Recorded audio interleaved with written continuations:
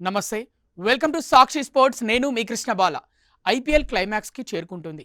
League దశ ముగియడానికి మరో 2 వారాల సమయం కూడా లేదు. కానీ ఇప్పటి వరకు ఏ ఒక్క టీం కూడా అధికారికంగా ప్లే ఆఫ్స్ బెర్త్ ఖరారు చేసుకోలేదు. పాయింట్ల పట్టికలో ప్రతిరోజు సమీకరణాలు మారిపోతున్నాయి. సోమవారం ఢిల్లీ క్యాపిటల్స్ చేతిలో పంజాబ్ కింగ్స్ ఓడిపోవడంతో రేసు మరింత రసవత్తరంగా మారింది.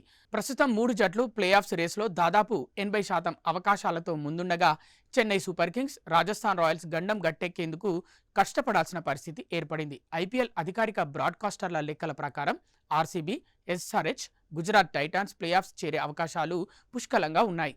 ఈ 3 జట్లు ప్రస్తుతం 11 మ్యాచ్ల్లో 14 పాయింట్లతో సమంగా ఉన్నాయి. మిగిలిన 3 మ్యాచ్ల్లో కనీసం ఒక్కటి గెలిచినా వీరు 16 పాయింట్ల మ్యాజిక్ ఫిగర్కు చేరుకుంటారు. అందుకే ఈ జట్లు క్వాలిఫై అయ్యేందుకు 80% అవకాశాలు ఉన్నాయని విశ్లేషకులు చెబుతున్నారు. చెన్నై సూపర్ కింగ్స్ వైభవ్ సూర్యవంశీ ఫామ్లో ఉన్న రాజస్థాన్ రాయల్స్ ప్రస్తుతం డైలమాలో ఉన్నాయి.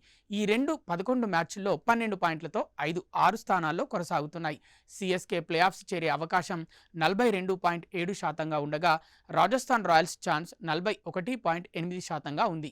ఈ 2 జట్లు మిగిలిన 3 మ్యాచ్ల్లో కనీసం రెండింటిలో గెలిస్తేనే రేసులో నిలబడతాయి. లేదంటే ఇతర జట్ల ఓటములపై ఆధారపడాల్సి ఉంటుంది.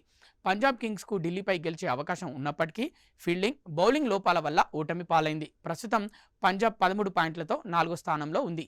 వీరు ప్లే ఆఫ్స్ చేరే అవకాశం 62.5% ఉంది. మరోవైపు 1.2%తో ఉన్న ఢిల్లీ క్యాపిటల్స్ 11.6%తో కోల్కతా నైట్ రైడర్స్కు టెక్నికల్గా అవకాశాలున్నప్పటికీ అవి చాలా తక్కువ.